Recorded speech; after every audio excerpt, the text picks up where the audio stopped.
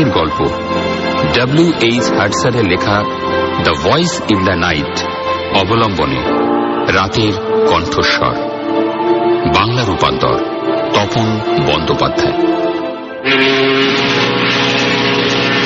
তারাহীন অন্ধকার রাত, উত্তর প্রশান্ত মহাসাগরে বাতাসের অভাবে গতিহীন জাহাজ, ক্লান্তিকর এবং শ্বাসরোধকারী সারা সপ্তাহে সূর্যের মুখই দেখা গেল না। আমাদের মাথার উপর মাস্তুলের উপরে পাতলা কুয়াশায় সূর্য ঢাকা। মাঝে মাঝে আমাদের চারিদিকে সমুদ্রে কুয়াশা নেমে আসছে। ডেকের উপরে আমি একমাত্র প্রাণী। দুজন লোক একটা ছেলেকে নিয়ে আমাদের নাবিক দল। তারা ডিঙির খোলে ঘুমোচ্ছে। আমার বন্ধু ও ছোট ডিঙির মাস্টার উইল ছোট কেবিনের বাঙ্কের পিছনে। হঠাৎ চারধারের অন্ধকারের ভেতর থেকে একটা চিৎকার শোনা গেল। চিৎকারটা এমনই অপ্রত্যাশিত যে আমি বিস্মিত হয়ে সঙ্গে সঙ্গে কোনো উত্তর দিলাম না। আবার শোনা গেল অদ্ভুত ক্ষণক্ষণে অমানুষিক গলার স্বর। আমাদের বন্দর থেকে দূরে অন্ধকার সমুদ্রের মধ্যে কোথা থেকে ডাকছে।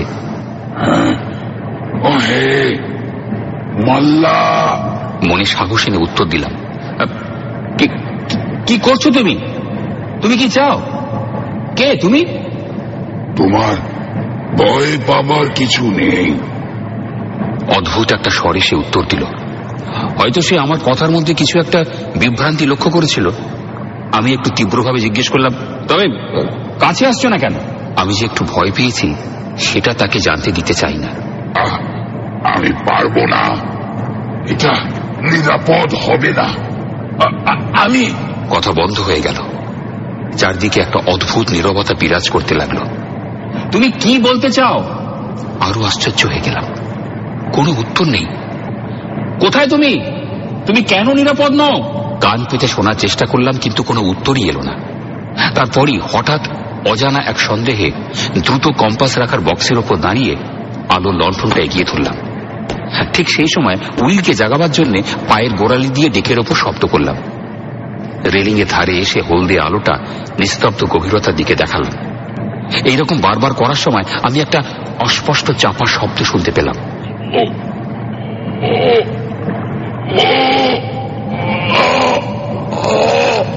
পরক্ষণে ছবাং শব্দে জলে হঠাৎ দাঁড় ফেলার আওয়াজ কানে এলো। যদিও আমি নিশ্চিতভাবে দেখেছি তা বলতে পারবো না, আমার বোধ হলো প্রথম আলো ফেলার সময় জলের উপর কিছু একটা দেখেছিলাম, কিন্তু এখন আর নেই। এই যে শুনছো, এটা কি ঠাট্টা হচ্ছে? একটা নৌকো অন্ধকারের মধ্যে মিলিয়ে যাওয়ার একটা অস্পষ্ট শব্দ পেলাম। সেই সময় ভেতর থেকে উইলের গলার আওয়াজ শুনলাম। কি হয়েছে জর্জ? উইল, এদিকে একবার এসো। কি ব্যাপারটা কি? আমি তাকে অদ্ভুত ঘটনার কথা বললাম। সে আমাকে কতগুলো প্রশ্ন করল। তারপর এক মুহূর্ত থেমে মুখে হাত রেখে চিৎকার করে আহ্বান জানিয়ে বলল, ওহ, এই যে নৌকো। অনেক দূর থেকে একটা ক্ষীণ উত্তর ভেসে এলো। আমার সঙ্গী আবার ডাক দিল। একটু পরেই কিছুক্ষণ নীরবতার পর চাপা দাঁড় টানা শব্দ কানে এলো।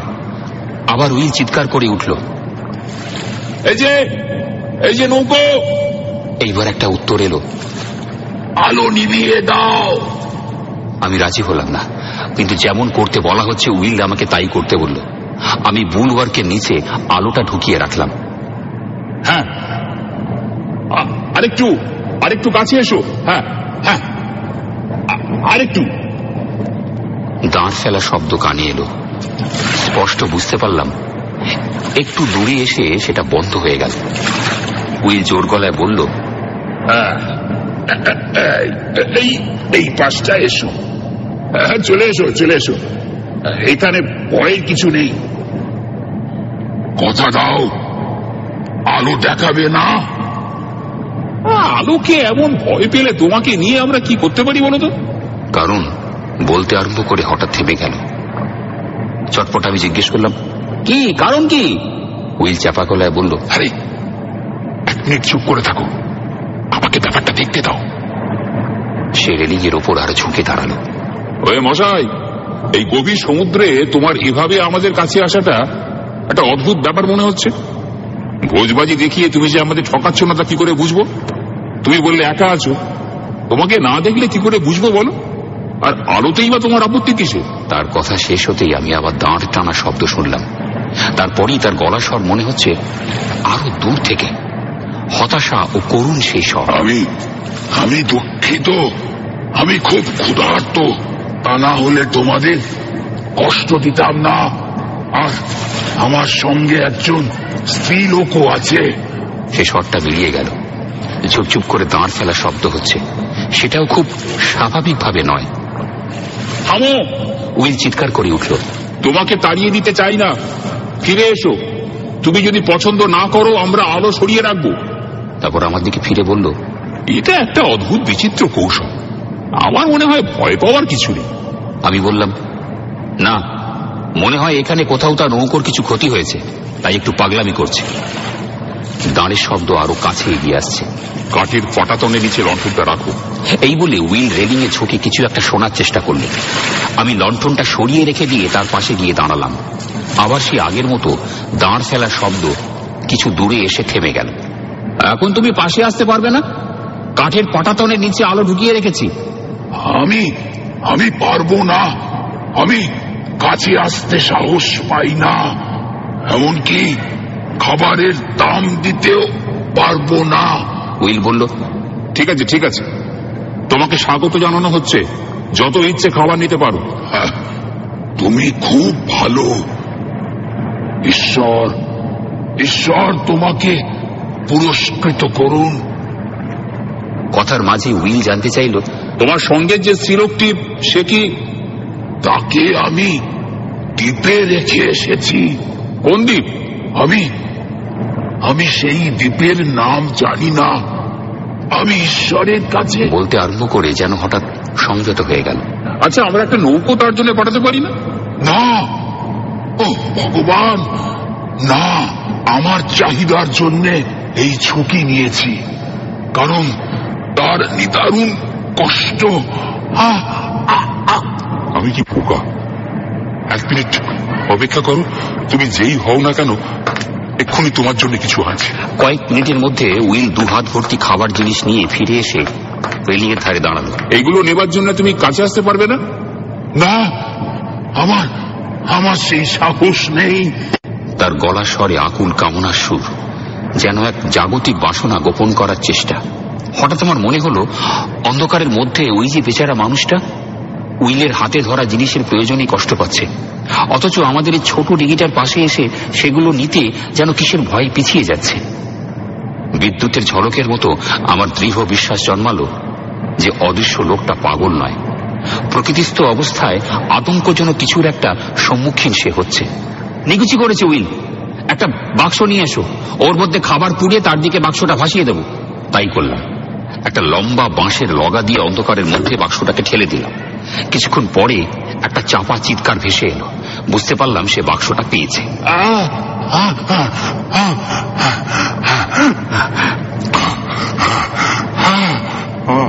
একটু পরে সে আমাদের বিদায় সম্ভাষণ জানালো, সেই সঙ্গে হৃদ্যতাপূর্ণ আশীর্বাদ বাণী উচ্চারণ করল। ধীরে ধীরে দাঁড়ের শব্দ অন্ধকারে মিলিয়ে গেল। এত তাড়াতাড়ি চলে গেল? উইল যেন মনে একটু আঘাত পেল। আমি বললাম, অপেক্ষা করো, মনে হয় সে আবার ফিরে আসবে। খাবারটা তার খুবই প্রয়োজন ছিল।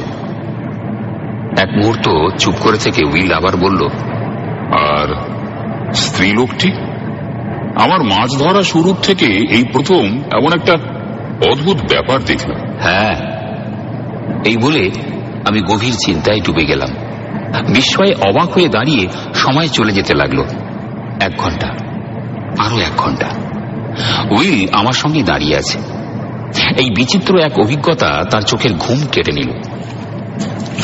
আরো 1 ঘন্টার পর নিস্তব্ধ সমুদ্রের মধ্যে আবার দাঁত টানা শব্দ শুনতে পাওয়া গেল। দেখো, উইলের চাপা স্বরে উত্তেজনা। সে আসছে। ঠিক ঠিক আমি যা ভেবেছিলাম। জলের মধ্যে দাঁড় পড়া শব্দ কাছে আসছে। সেটা আরো দীর্ঘ সময় নিচ্ছে। আবার খাবারের প্রয়োজন হয়েছে কি? একটু দূরে এসে আওয়াজটা থেমে গেল এবং অন্ধকারের মধ্যে সেই অদ্ভুত স্বর ভেসে এলো। ওহে মাল্লা। উইল জানতে চাইল, আবার কি হলো? হ্যাঁ, আমি চলে গিয়েছিলাম, কিন্তু ভীষণ দরকারে আবার আসতে হলো। উইল জিজ্ঞেস করল, স্ত্রীলোকটি? স্ত্রীলোকটি এখানে কৃতজ্ঞ, কিন্তু খুব শিগগিরই সে স্বর্গে আরো কৃতজ্ঞ হবে। উইল কিছু একটা বলতে চাইল, কিন্তু পারল না, বিভ্রান্ত হয়ে পড়ল। আমি চুপ করে রইলাম। তার এই হঠাৎ বিরতিতে আমি চিন্তা করতে লাগলাম। এছাড়াও তার প্রতি আমার গভীর সমবেদনা জেগে উঠল। সে বলতে লাগলো, আমরা মানে সে ও আমি ভগবানের কৃপা লাভ করে কত গল্প করেছি, এবং তোমাদের, আমি তোমাদের কাছে প্রার্থনা করছি, আজ রাতে তোমাদের দানকে ছোট মনে করো না। নিশ্চয়ই জানবে তার নজর এড়ায়নি।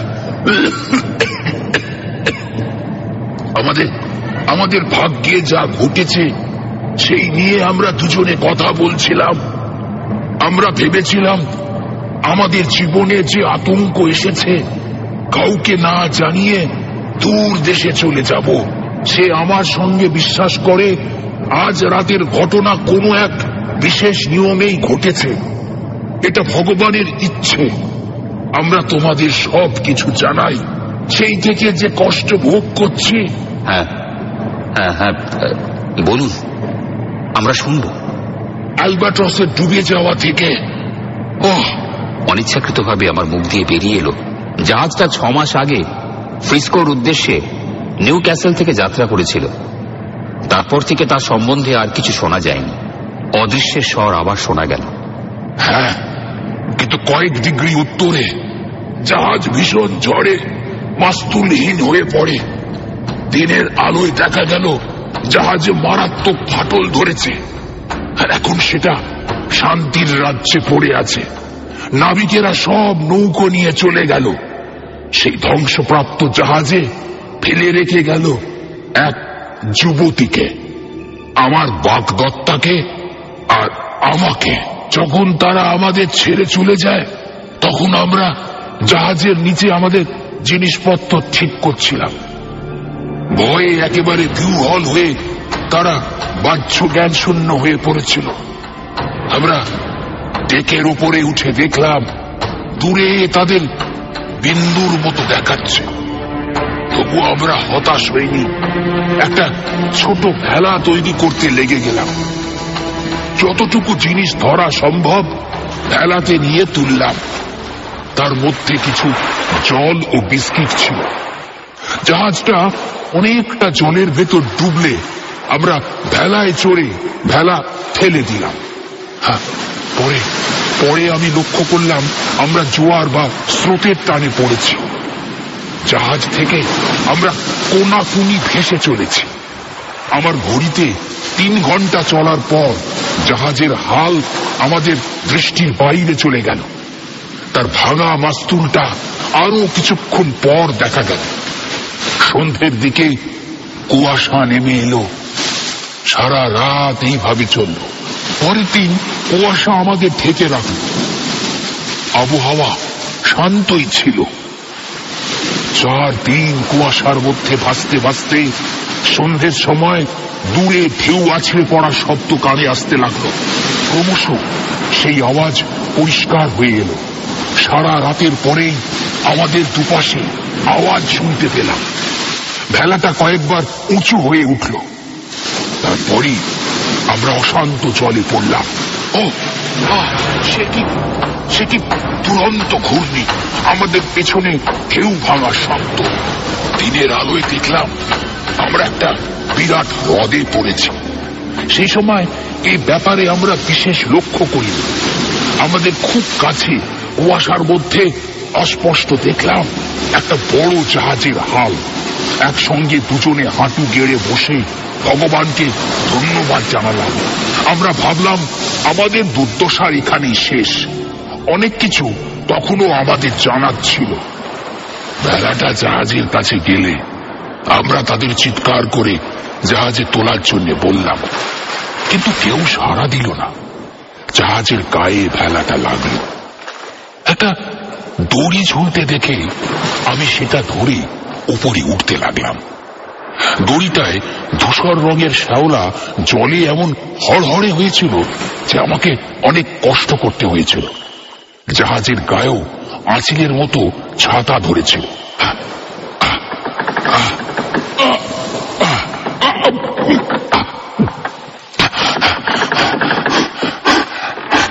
রেলিংয়ে পৌঁছে সেটা টপকে জাহাজের ডেকে দাঁড়ালাম। দেখলাম ডেকের উপরে মাঝে মাঝে বড় বড় ধূসর রঙের চাপড়া, তা থেকে কয়েক ফুট উঁচু গাছ জন্মেছে। এই ব্যাপারে মাথা না ঘামিয়ে জাহাজে কোনো লোক আছে কিনা সেই চিন্তাই করছিলাম। আমি চিৎকার করলাম, কেউ আছো?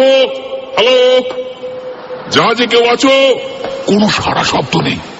তখন জাহাজের পিছন দিকে নিচে নামবার দরজার কাছে গেলাম। সেটা খুলে ভেতরে উঁকি মারলাম। একটা বিশ্রী ফ্যাপসা দুর্গন্ধ বেরিয়ে এলো। সঙ্গে সঙ্গে বুঝতে পারলাম ভেতরে জীবন্ত কিচ্ছু নেই। তাড়াতাড়ি দরজাটা বন্ধ করে দিলাম।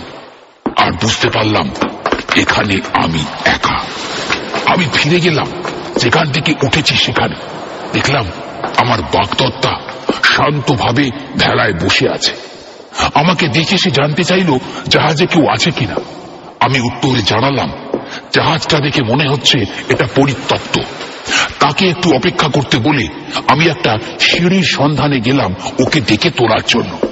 তাহলে আমরা দুজনে একসঙ্গে জাহাজটা খুঁজে দেখতে পারব। একটু পরে উল্টো দিকে একটা দড়ির সিঁড়ি দেখতে পেলাম। সেটা দিয়ে তাকে ডেকে তুলে আনলাম।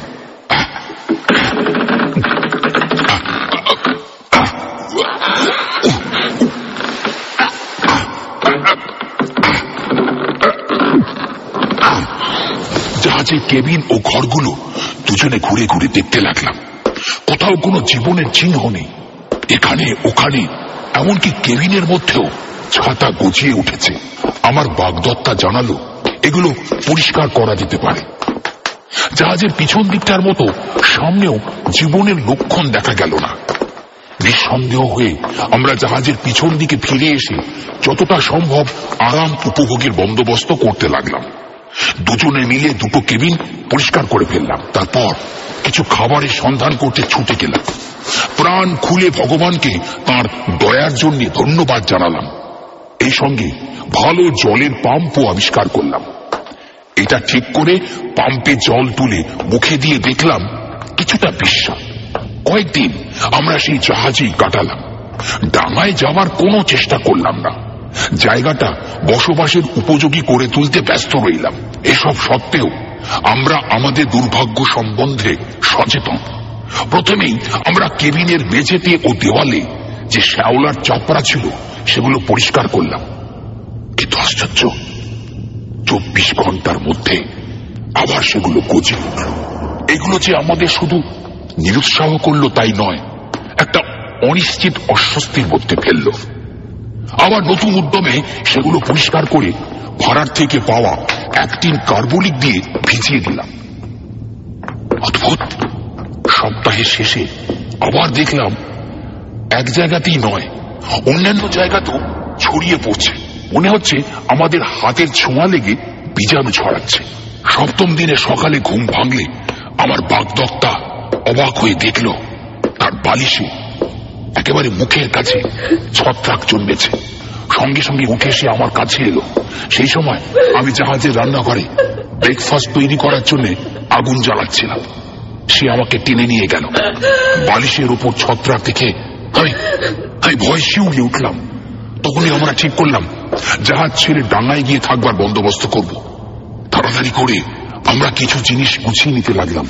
তার মধ্যেও আমি লক্ষ্য করলাম ছত্রাক ধরতে আরম্ভ করেছে। একটা শলের একধারে ঠেলার মতো ছত্রাক ধরেছে। আমার বাগদত্তাকে কিছু না বলে আমি সেটা শল থেকে ছেড়ে ফেললাম। ভেলাটা তখনও জাহাজের পাশে ছিল। এমন জবরজং ভেলা নিয়ে চলা যায় না। রেলিং এর ধারে ঝোলানো একটা ছোট নৌকো জলে নামিয়ে দিলাম। এতে চড়েই আমরা ডাঙায় যাব। যতই আমরা ডাঙার কাছে যেতে লাগলাম ক্রমেই আমি সচেতন হয়ে উঠলাম। সেই জঘন্য ছত্রাক যা আমাদের জাহাজ থেকে বিতাড়িত করেছে তা এখানেও হই হই করে বাড়ছে। এক এক জায়গায় ভয়ঙ্কর ও অদ্ভুতভাবে উঁচু ঢিবি হয়ে আছে, এখানে সেখানে বিরাট আঙুলের মতো, আবার কোথাও সমতল ভূমির মতো মসৃণ।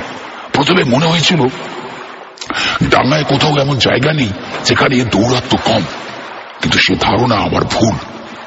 একটু পরে ডাঙার কাছে আস্তে আস্তে সাদা ছোপ দেখে মনে হলো মিহি বালি। সেখানেই আমরা নামলাম। এটা বালি নয়, তবে কি তা বুঝতে পারলাম না। একটু মনোযোগ দিয়ে দেখে বুঝলাম এতে ছত্রাক জন্মাতে পারে না, কিন্তু সব জায়গায় কেবল বালিময় জায়গাটুকু ছাড়া, সেই ধূসর জঘন্য ছত্রাক ছাড়া আর কিছুই দেখা যায় না। একটা জায়গা একেবারে এর থেকে মুক্ত দেখে কি যে আনন্দ হয়েছিল তা বলে তোমাদের বোঝাতে পারবো না। তারপর আবার ফিরে গেলাম জাহাজে। সেখানে আমাদের সব জিনিসপত্র রাখলাম। অন্য জিনিসের মধ্যে জাহাজের পালগুলো নিয়ে এসে দুটো ছোট তাঁবু খাটালাম। যদিও সেটা ঠিক মতো হলো না, তবে কাজ চালাবার পক্ষে যথেষ্ট। এরই মধ্যে বাস করতে লাগলাম ও নানা প্রয়োজনীয় জিনিস রাখলাম। 4 সপ্তাহ বেশ ভালোভাবেই কাটল, খারাপ কিছু ঘটল না। প্রকৃতপক্ষে বেশ আনন্দেই কেটেছে, কারণ আমরা দুজনে একসঙ্গে ছিলাম।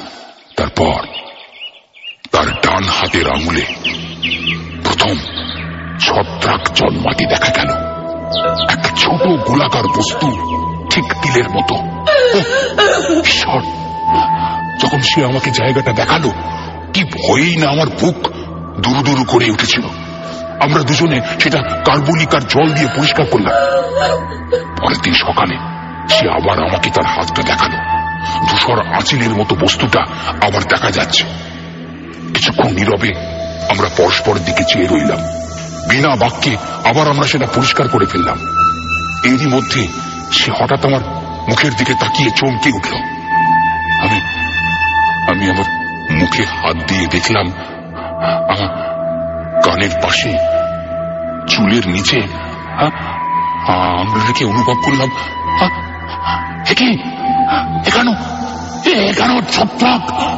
এখানেও ছত্রাক জন্মেছে। আমি আবার জল আর কার্বলিক দিয়ে ধুতে শুরু করলাম। আমার বাগদত্তা আমাকে ছুটে ভয় পাচ্ছে। তার আঙুলটা ধুয়ে পরিষ্কার করে জীবাণুমুক্ত করলাম। সে আমার মুখের দিকে চেয়ে রইল। পরিষ্কার করা শেষ হলে দুজনে বসে নানা রকম গল্প করতে শুরু করলাম। আমাদের জীবনে হঠাৎ ভীষণ চিন্তা দেখা দিয়েছে। মরার থেকেও খারাপ কিছুর জন্য আমরা ভয় পাচ্ছি। আমরা নৌকো বোঝাই করে জিনিসপত্র সবকিছু সঙ্গে নিয়ে সমুদ্রে পাড়ি দেবার কথা ভাবলাম। তবু আমরা যেন অনেক কারণে অসহায়, এবং সেই ছত্রাকের বৃদ্ধিতে আমরা আক্রান্ত। আমরা এখানেই থাকবো বলে মনস্থ করলাম। ঈশ্বরের যা ইচ্ছে তিনি তাই করবেন। আমরা শুধু অপেক্ষা করে থাকবো। 1 মাস, 2 মাস, 3 মাস এইভাবে কেটে গেল। আরো বিস্তীর্ণ জায়গা আক্রান্ত হলো। সত্যি বলতে কি, আমাদের শ্রমসাধ্য প্রয়াসে তাদের বৃদ্ধি আমরা কিছুটা হ্রাস করতে পেরেছি। মাঝে মধ্যে জাহাজে গিয়ে আমাদের প্রয়োজনীয় কিছু বস্তু নিয়ে আসি। সেখানে ক্রমশ ছত্রাকের বৃদ্ধি দেখলাম। ডেকের উপরে ছত্রাকের ঢিবি আমার মাথার সমান উঁচু হয়েছে। আমরা এই দ্বীপ ছেড়ে যাওয়ার সমস্ত ভাবনা চিন্তা ছেড়ে দিলাম। স্পষ্টভাবে উপলব্ধি করলাম যে জিনিসে ভুগছি তা নিয়ে কোনো সুস্থ মানুষের মধ্যে যাওয়া ঠিক নয়। আর তাছাড়া সেই সুস্থ মানুষরা আমাদের দেখে ভয়ও পেতে পারে। একটা সংকল্প নিয়ে আমরা আমাদের খাবার আর জল বুঝে সুঝে খরচ করা স্থির করলাম, কারণ হয়তো আমাদের এখানে অনেক বছর থাকতে হবে। কিন্তু কতটুকু খাদ্য অবশিষ্ট আছে সে বিষয়ে কোনো ধারণা ছিল না। 1 সপ্তাহ পরে আবিষ্কার করলাম যে রুটির ট্যাঙ্কগুলো ভর্তি ভেবেছিলাম সেগুলো একেবারে খালি। সবজি, মাংস আর অন্য জিনিস ছাড়া আমাদের নির্ভর করার আর কিচ্ছু নেই। অবশ্য এখন যেটা থেকে রুটি নিচ্ছে সেটা ভর্তি আছে। এ ব্যাপার জানার পর থেকে তৎপর হয়ে হ্রদে মাছ ধরার কাজে লেগে গেলাম, কিন্তু কিচ্ছু পেলাম না। কিছুটা বেপরোয়া হয়ে হ্রদের বাইরে খোলা সমুদ্রে খাবারের সন্ধানে লেগে গেলাম। যা সামান্য কিছু মাছ পেলাম আমাদের খিদে মেটানোর পক্ষে যথেষ্ট নয়। মনে হলো আমাদের দেহে গজিয়ে ওঠা বস্তুটি মৃত্যুর কারণ হবে না, আমাদের ক্ষুধাই মৃত্যু ডেকে আনবে। এই মানসিক অবস্থার মধ্যে 4র্থ মাস কাটল। সেই সময় আমি এক ভীষণ জিনিস আবিষ্কার করলাম। একদিন দুপুরের কিছু আগে জাহাজ থেকে বিস্কিট নিয়ে ফিরছি, এমন সময় দেখলাম আমার বাগদত্তা তাঁবুর সামনে বসে কি একটা খাচ্ছে। ওটা কি? ডাঙায় লাফিয়ে উঠে চিৎকার করে জিজ্ঞেস করলাম। আমার কথা শুনে একটু হতভম্ব হয়ে ঘুরে নোংরা ফেলা জায়গায় সে কিছু একটা ছুঁড়ে ফেললো। সেটা টিনের মধ্যে পড়লো না। আমার মনে একটা সন্দেহ উঁকি দিল। আমি সেটা তুলে দেখলাম, সেটা এক টুকরো ছত্রাক। সেটা হাতে নিয়ে আমি তার কাছে গেলে আমি দেখলাম তার মুখটা ফ্যাকাশে হয়ে গেল, কিন্তু পর মুহূর্তে গোলাপের মতো লাল হয়ে উঠল। আমি বিস্মিত ও ভীত হলাম। তাকে সম্ভাষণ করা ছাড়া আর কিছুই বলতে পারলাম না। আমার কথা শুনে সে কান্নায় ভেঙে পড়ল। ক্রমে সে কিছুটা শান্ত হলে তার কাছ থেকে জানতে পারলাম আগের দিনও সে খেয়েছিল আর তার ভালোই লেগেছিল। আমি তাকে দিয়ে প্রতিজ্ঞা করিয়ে নিলাম, যতই আমরা ক্ষুধার্ত হই না কেন এই জিনিস কখনো ছোঁব না। প্রতিজ্ঞা করার পর সে আমাকে বলল হঠাৎই তার এই ইচ্ছে জেগেছে। এর আগে পর্যন্ত ছত্রাকের প্রতি তার ঘৃণাই ছিল। পরে এক সময় অস্বস্তি বোধ করায় বালির মতো আঁকামাকা রাস্তা দিয়ে আমরা দুজন হাঁটতে শুরু করলাম। এ রাস্তায় আমি আগেও এসেছি, কিন্তু বেশি দূরে এগোইনি। এবার নানা চিন্তায় চিন্তিত হয়ে অনেক দূরে গিয়ে গেলাম। হঠাৎ আমার বাঁ দিকে অদ্ভুত ঘর ঘর শব্দে চমকে উঠলাম। ঘুরে দেখলাম আমার পাশেই অস্বাভাবিক বড় ছত্রাকের একটা পিণ্ড নড়ছে। ধীরে ধীরে হেলতে দুলতে চলেছে পিণ্ডটা। দেখতে দেখতে মনে হলো যেন একটা বিকৃত মানুষের মূর্তি। এমন চিন্তা মাথায় উদয় হওয়ার সঙ্গে সঙ্গে কিছু একটা ছেঁড়া শব্দ পেলাম। দেখলাম গাছের ডালের মতো হাত দুটো চারদিকে ধূসর আগাছা থেকে বিচ্ছিন্ন করে সে ছত্রাক আমার দিকে এগিয়ে আসছে। আমি হতভম্বের মতো দাঁড়িয়ে রইলাম। নোংরা হাতটা আমার মুখের উপর সে ঘষে দিল। ভয়ে চিৎকার করে কয়েক পা পিছিয়ে গেলাম। আমার ঠোঁটে একটা মিষ্টি স্বাদ অনুভব করলাম।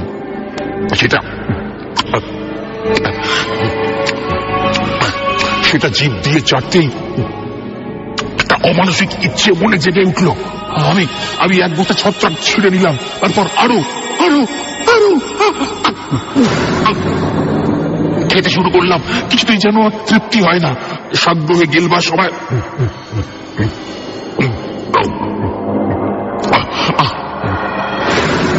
আমার গোলমেলে মাথায় সকালের ঘটনা উঁকি দিতে লাগলো।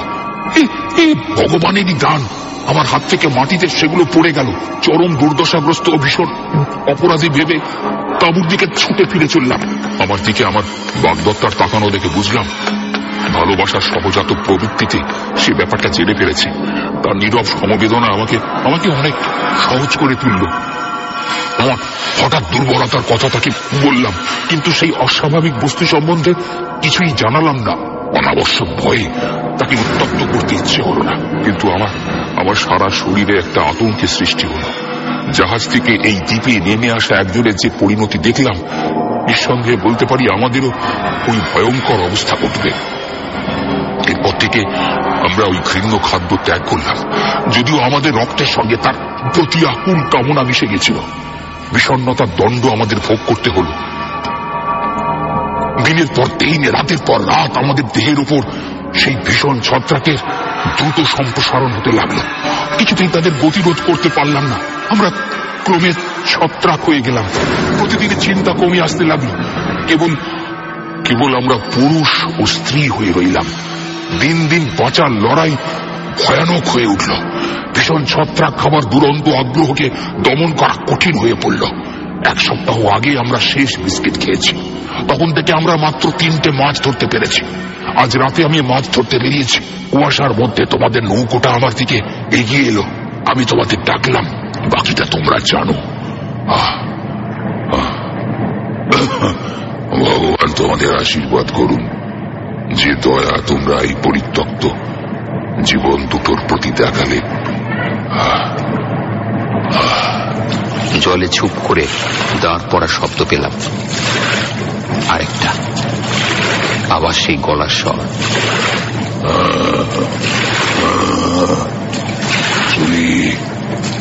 আবার দেখা হবে হয়তো, কিংবা হবে না।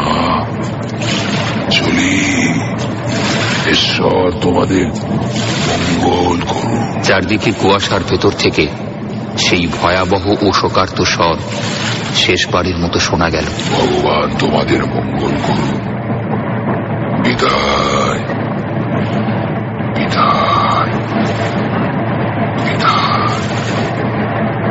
আমাদের গলার স্বর আড়ষ্ট। ধীরে ধীরে দিনের আলো ফুটে উঠছে। দ্বীপচক্র বলে সূর্য রশ্মির ছটা সাগরের বুক চিরে জেগে উঠছে। কুয়াশায় তা নিষ্প্রভ। অনুজ্জ্বল আলোয় ফিরে যাওয়া নৌকোটা ছায়ারূপ দেখা যাচ্ছে। অস্পষ্টভাবে দেখলাম দাঁড়ের মাঝে কি যেন একটা তালে তালে দুলছে। সেটা একটা স্পঞ্জ ভেবেছিলাম, বড় ধূসর বর্ণের একটা স্পঞ্জ। দাঁড় চলছে, নৌকোর মতো সেগুলোও ধূসর। দাঁড় ও হাতের সংযোগস্থল দেখার জন্য বৃথাই আমার দৃষ্টি ফিরছে। হঠাৎ মাথার দিকে চোখ পড়ল। দাঁড়টা পিছনে টানার সময় মাথাটা সামনে ঝুঁকছে। আবার জলে দাঁড় পড়ছে। নৌকোটা দূরে চলে যাচ্ছে। কিন্তু কিন্তু ওটা কি? ওঠানামা করছে মানুষ না ছত্রাক।